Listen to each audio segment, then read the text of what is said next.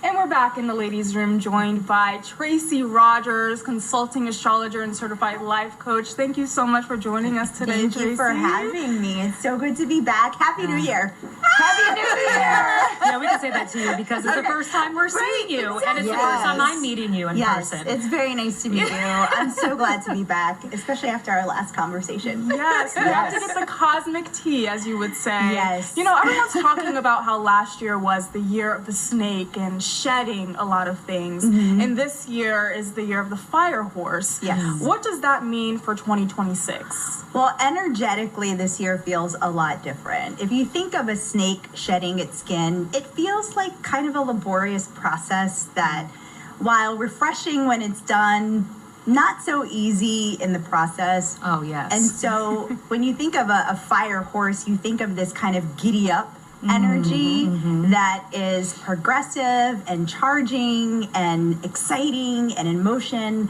So I think that speaks in and of itself, just energetically, how this year will be and feel a lot different from 2025. And this is a rare event, too, right? This happens every 60 years. Yeah, it's not with an Chinese everyday astrology, exactly. phenomenon. Exactly. So this is definitely something to look forward to. So what's the common thread for the year, if you had to pinpoint it? I think the common thread, I've been saying it's leveling up. And of course that depends on what's happening in your unique chart. But I think we're all being charged this year to embody more of a take charge attitude, especially when it comes to life transitions, how we show up in the world, and in a way that sees us kind of creating our own script, our own rule book in the process. So exciting, but also still with some uncertainties. Yeah. You're seeing chaos in there. Yeah. Speaking of the chaos, so the last time you were here, where the planets were aligned, you mentioned that it was similar to that of the Civil War, the Revolutionary War, World War II. Yeah. Is that the same for 2026? It's the same for 2026. It's the same for 2027. Wow. And it's difficult to talk about this, right? Because I don't want to scare folks. I also don't want to minimize people's concerns when it comes to what we're seeing actually play out in real time. And as an astrologer, it's my job to tell you what's happening in real time. So I think of this as a new world that's being birthed, which is exciting, but we're going through these labor pains and upheaval, which isn't so exciting. So these transits are in place for a little while.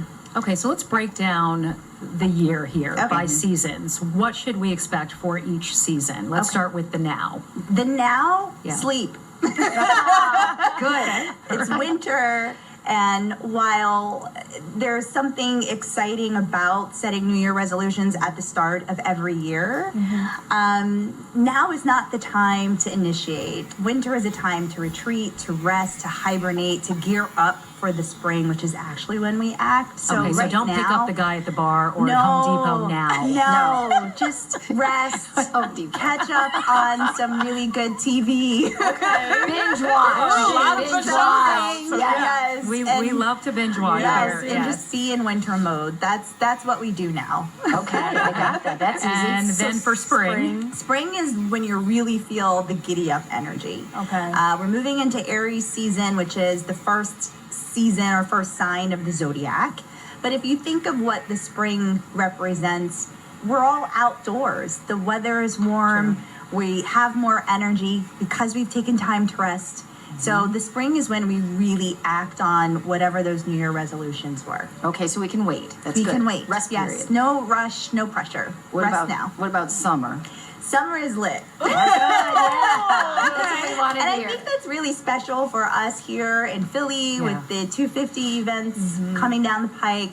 World Cup. Yeah, World Cup, big celebration, independence. So summer will feel really, really exciting. It's when we get our bearings. It's when we're really moving forward with greater intention and empowerment. So summer's going to be exciting.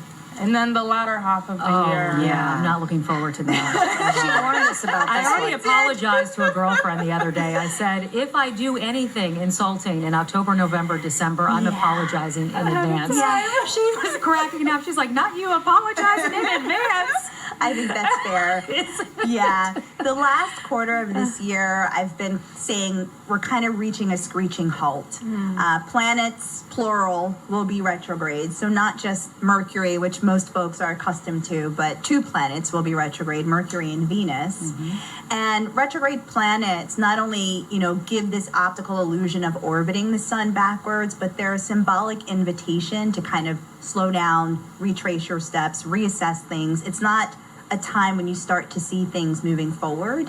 So that's why it feels like we're coming to a big pause. And for as a we longer close out the period of year. time. For a longer period because of the 2 planets that will be retrograde. Okay. And as a Libra, what does that mean for us? Well, Venus rules the signs Libra and Taurus. So those 2 signs and Scorpio, because Mercury will be retrograde in Scorpio. So Scorpio, Libra, Taurus, you guys are in for some things as we close out the year. Buckle up. And you may find, coming back to your specific question, Libra is with Venus being in the sign of Libra for part of its retrograde. This looks like potentially a self-assessment. Everything from your aesthetic, your appearance, to maybe relationships. Venus connects us to what we value and who we value. Okay. So specifically for your sign, that's probably where you'll experience the bulk of the retrogrades. Okay. How do we show up for each other during that time?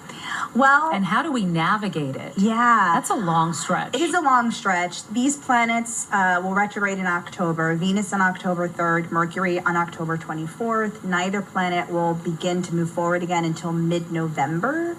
And then it'll take time for these planets to get back to their regular orbit. So we really won't see things kind of settle until the close of 2026. Okay. And typical rule of thumb is to avoid making any big decisions. Okay. If you have to, try to be flexible, especially if you find yourself going back over certain decisions. But like if an ex comes back into your life, maybe pause before giving it a second go.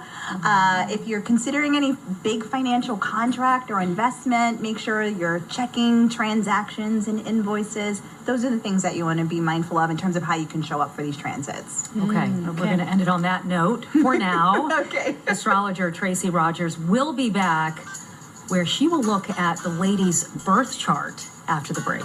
We can't wait for that.